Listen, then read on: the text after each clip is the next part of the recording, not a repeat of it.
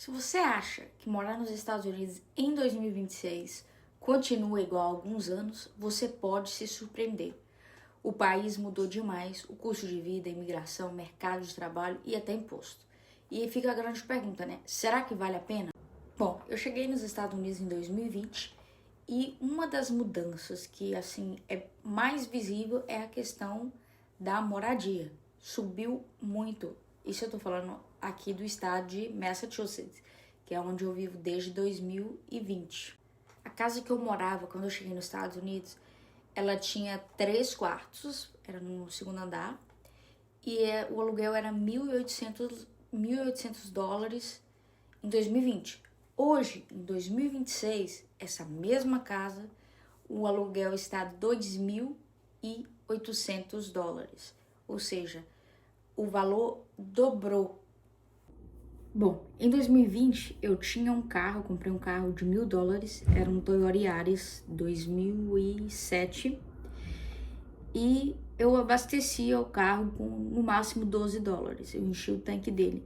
Naquela época a gasolina era 1,89, mais ou menos aí, e hoje, olha o preço da gasolina. Vou deixar aqui uma foto de um posto de gasolina. Bom, hoje eu não tenho mais aquele Toyota Yaris 2007. Hoje eu tenho continua sendo um Toyota Yaris, mas ele é um Toyota Yaris 2018.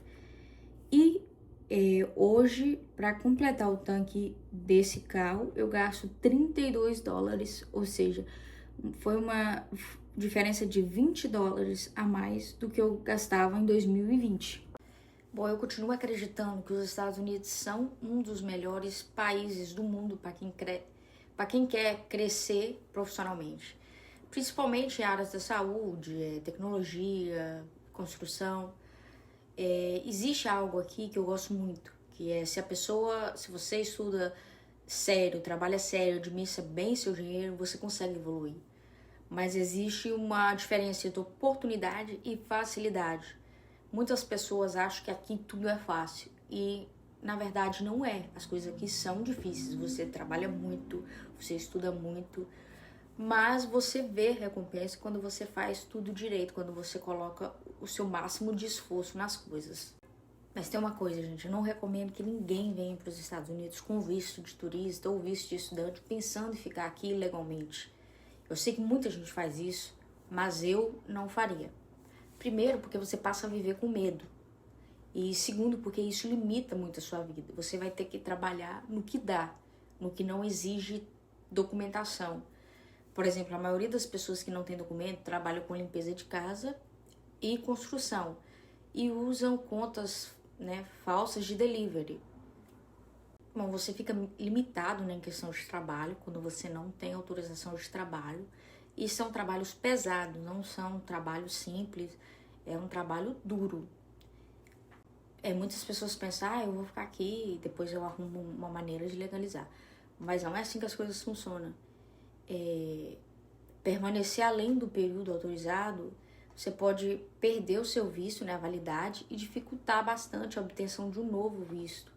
E dependendo daí do tempo de permanência irregular, a pessoa ainda pode ficar proibida de retornar aqui por 3 ou até 10 anos, depende.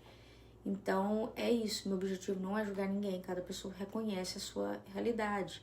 Mas se alguém me perguntar pra mim, você recomenda? Não, não recomendo porque eu acho que nos dias de hoje que a gente está vivendo, tem muitas informações, tem muitas oportunidades. E acho sim que é possível a pessoa vir legalmente. Se eu estivesse no Brasil hoje e o sonho de morar aqui, eu faria algumas coisas. Uma delas, eu aprenderia inglês, eu juntaria um dinheiro, estudaria sobre os vistos, sobre o que é melhor para mim, escolheria uma profissão que é valorizada e só depois de ter tudo isso, eu viria. Eu não colocaria o meu futuro em risco por causa de uma decisão tomada no impulso. Bom, em relação ao inglês, gente, ele não precisa ser perfeito, mas você precisa conseguir se comunicar com as pessoas. O que eu quero dizer quando eu digo que não precisa ser perfeito? Você não precisa ali falar tudo, palavra certinha, pronúncia perfeita, mas você precisa conseguir se comunicar com as pessoas. Quando eu digo falar, de conseguir se comunicar, não é falar sem sotaque, não é falar sem erro gramatical, não é isso. É você conseguir se comunicar de uma maneira que a outra pessoa vai te entender. Bom, os Estados Unidos, ele continua sendo um país incrível, mas o sonho americano mudou. Não é mais o mesmo sonho americano dos anos de 1990. Hoje ele exige muito mais planejamento que coragem. E tudo que eu tô falando aqui é com base na minha experiência. E agora eu quero ouvir de você. Se você mora nos Estados Unidos, você concorda com o que eu disse? E se você mora no Brasil, o que mais te impede de vir pra cá? Deixa aqui nos comentários.